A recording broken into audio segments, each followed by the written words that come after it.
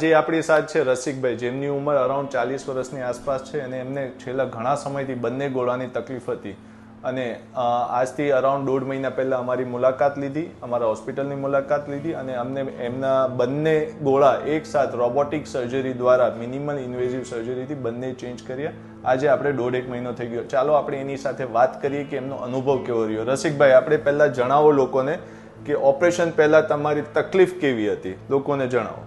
Operation પહેલાં મારી તકલીફ બહુ સિરિયસ હતી. હું ટેકા વગરનો હાલી ન શકતો, ચાલી ન શકતો, ગાડી ન ચલાવી શકતો. આપણે કંઈક કામે જવું હોય, લગ્ન પ્રસંગમાં જવું હોય તો ક્યાંય જઈ ન શકતા. ક્યાંય જઈ ન શકતા. એટલે માનો કે કંઈક આપણી ઈચ્છા હોય કે આપણે કંઈક ફરવા જઈએ અથવા કામે જઈએ તો એમાં કેવી તકલીફ રહેતી હતી? ઈચ્છા મારીને કામ કરવું પડે જેવું હતું. બરાબર. તમે સાંભળી શકો કે એમનું જીવન એક ગડપણમાં જેવું જીવન હોય કે પથારી વર્ષ જેવું જીવન જ થઈ ગયું હતું, પણ એમની જવાબદારીને જિમ્મેદારીના લીધે એ જેમ તેમ કરીને અમુક કામ કરી શકતા હતા તાકી રોજિંદાની એની જે રોટી છે એ ચલાવી શકે.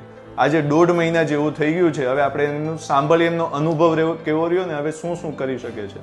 આજે આપણે ઓપરેશનના અરાઉન્ડ 1.5 મહિનો જેવો થઈ ગયો છે, તો આપણે હવે કેવો અનુભવ છે તમારો? હવે મને સારું લાગે છે. હાલવા ચાલવામાં મને જે પહેલા જે ઇફેક્ટ દેખાતી એમાં 0 માઇલેજ એવી છે. 0 માઇલેજ. આપણે બધે જઈ શકો છો? અત્યારે તો આ નોર્મલ ઓપરેશન દુખો, બાકી ઓઈલો માઇલો કોઈ દુખાવો નથી. બરાબર. તો તમને કેવું લાગે છે કે આપણે રોબોટિક દ્વારા બંને ગોળા ચેન્જ કર્યા, તો તમને રોબોટિકનો અનુભવ કેવો રહ્યો? મને સારો લાગ્યો. સારો લાગ્યો. તમને અત્યારે પલાઠીને એવું બધું બેસી શકો છો? તમે સાંભળી શકો છો, રોબોટિક દ્વારા જ્યારે પરફેક્શન મળે સર્જરીમાં ત્યારે રિઝલ્ટ બહુ સારા દેખાતા હોય છે. એમાં પલાઠી, ઉબળક ને બધી આપણે ઇઝી રીતે બેસી શકીએ છીએ.